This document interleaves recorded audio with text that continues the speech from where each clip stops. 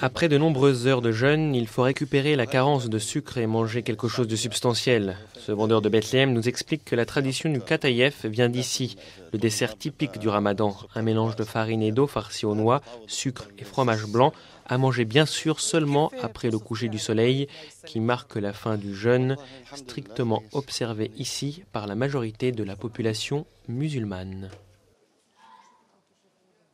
Nous, musulmans de la Terre Sainte, vivons le jeûne comme quelque chose qui vient de Dieu, comme il est écrit dans le Coran. Ô vous qui croyez, le jeûne vous est prescrit comme il fut prescrit à ceux avant vous, dans l'espérance que vous pourrez avoir la crainte de Dieu.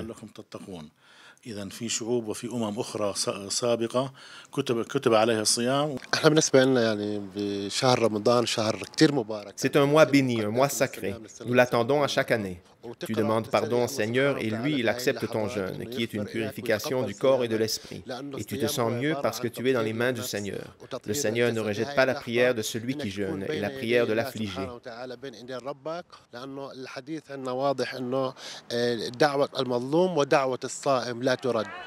Le jeûne total du lever au coucher du soleil a donc le sens d'une purification intérieure qui s'exprime également dans la dimension de solidarité. Il y a le devoir de l'aumône aux plus pauvres et de la réconciliation. Qui se dispute avec un autre pour plus de 3 jours n'est pas digne de jeûner.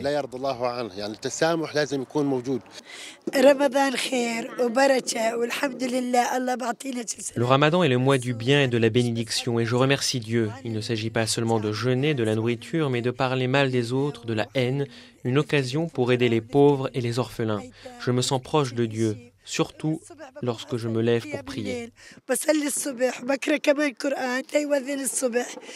Mais pendant le ramadan, il y a aussi la dimension de la convivialité, d'être ensemble. L'iftar, le repas qui rompt le jeûne, se mange en famille, mais souvent il est partagé avec des invités, même de foi différentes. Cette année, cependant, tous les iftars collectifs officiels, y compris ceux organisés par les musulmans et les chrétiens ensemble, ont été annulés.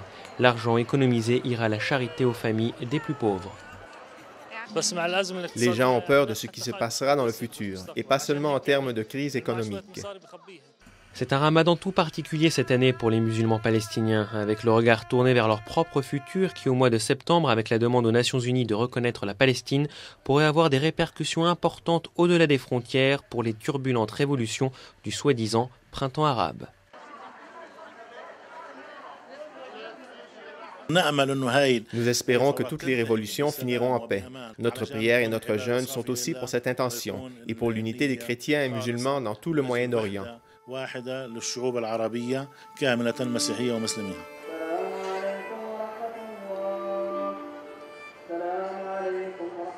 La journée est marquée par des moments de prière, les longues files au checkpoint des musulmans vivant dans les territoires qui désirent aussi aller à Jérusalem, à la mosquée Al-Aqsa, visitée par quelques 200 000 fidèles chaque vendredi du Ramadan.